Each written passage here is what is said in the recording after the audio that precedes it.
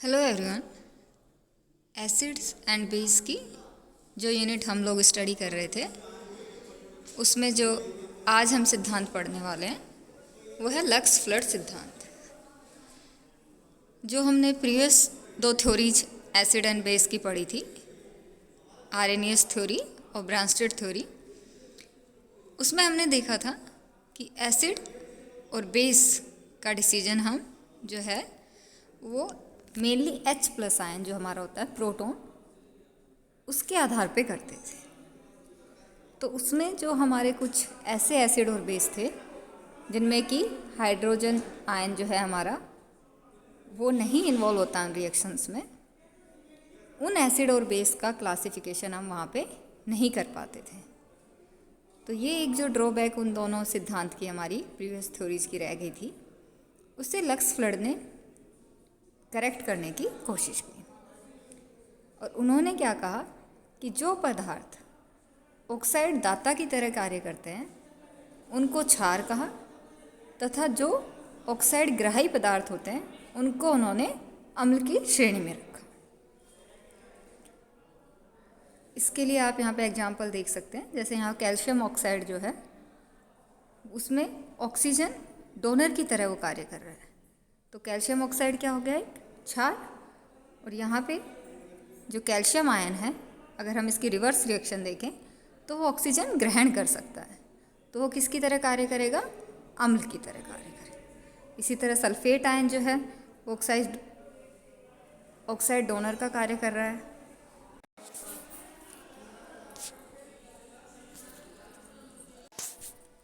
तो यहाँ पे सल्फेट क्या कहलाएगा, आपका अम्ल कहलाएगा,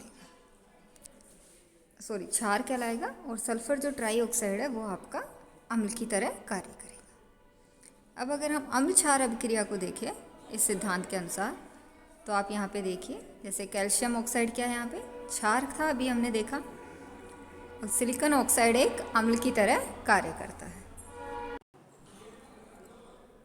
तो कैल्शियम ऑक्साइड और सिलिकॉन ऑक्साइड की जो अभिक्रिया होगी उसे हम अम्ल क्षार अभिक्रिया की श्रेणी में इस तरह रख सकते हैं।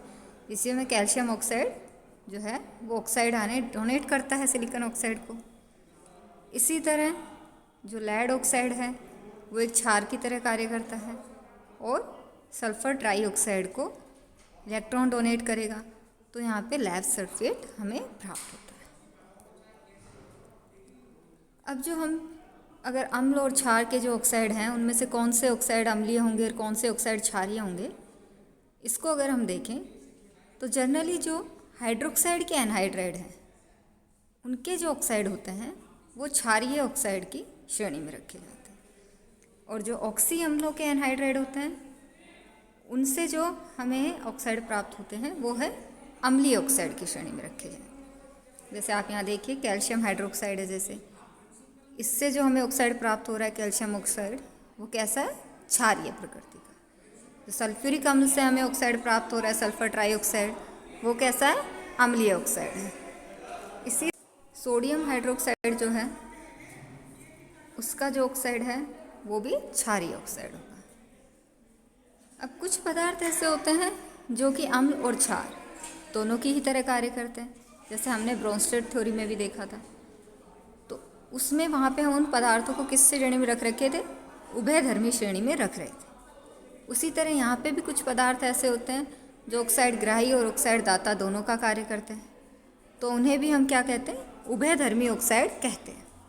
जैसे कि उदाहरण के लिए आप यहाँ देख सकते हैं जिंक जो ऑक्साइड है वो ऑक्साइड आयन ग्रहण भी कर सकता है, डोनेट भी कर सकता है। आप यहाँ देखिए, यहाँ पे वो ऑक्साइड आयन को ग्रहण कर रहा है और यहाँ पे डोनेट कर रहा है, तो ये उभयधर्मी ऑक्साइड कहलाएगा।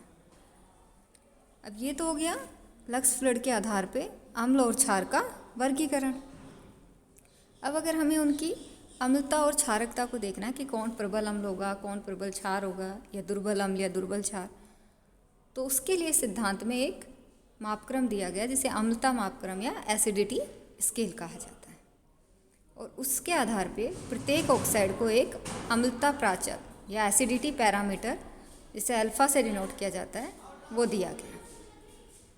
और ये कहा गया कि जो अम्ल किसी अभिक्रिया के लिए अम्ल और क्षार के एसिडिटी पैरामीटर का जो डिफरेंस है वो अभिक्रिया की एंथैल्पी परिवर्तन के वर्गमूल के मान के बराबर होता है।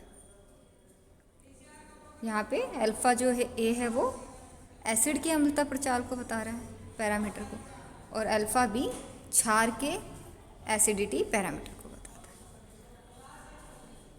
यहाँ पे आपको एक श्रेणी दिख रही होगी जो ऑक्साइडों के अम्लता जो आपके एसिडिटी पैरामीटर है उनके मान जिसमें आपको दिख रहे होंगे। तो जब इस टेबल को हम स्टडी करते हैं तो कुछ पॉइंट्स हम वहाँ पे देखते हैं इस टेबल से।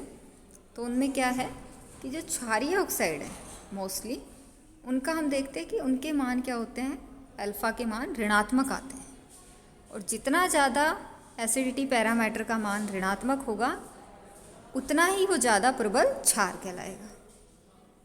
जैसे कि आप यहाँ देख सकते हैं इस टेबल में, यहाँ पे आप देखिए sodium oxide, caesium oxide, aluminium जो है ये सभी क्या है, किस इनके मान क्या है, ऋणात्मक है।